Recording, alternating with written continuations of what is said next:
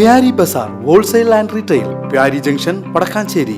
Home appliances, gifts, arts and craft items, hamper boxes, electric toy vehicles, educational items, traveling and school bags, trolley boxes, office stationery, photo frame നിർമ്മിച്ചു നൽകുന്നു. Pyari Bazaar, Wholesale and Retail, Pyari Junction, Padakkancherry.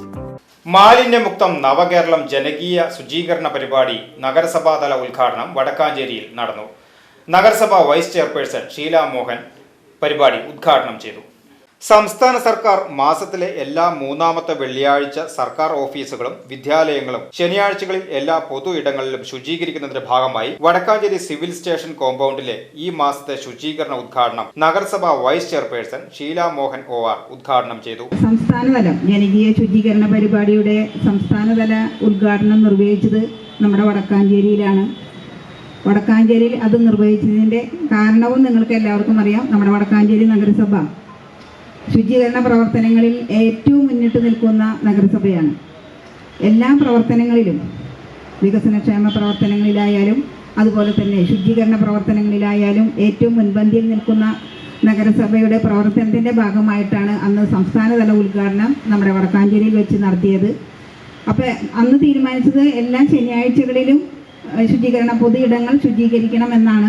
പക്ഷേ അവിടെ madam അധ്യക്ഷ സൂചിപ്പിച്ചതുപോലെ തന്നെ അന്ന് മഴ ആയതുകൊണ്ട് നമുക്കത് നടത്താൻ സാധിച്ചില്ല.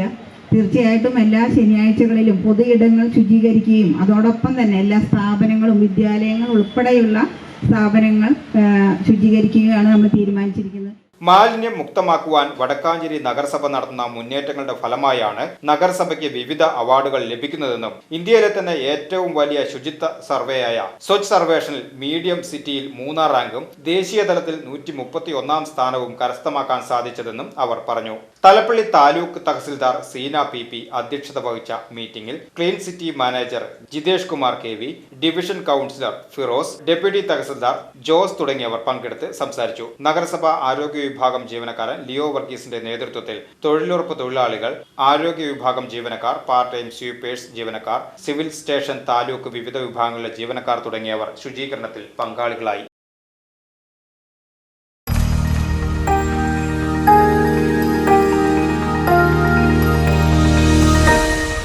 You are watching VCV News.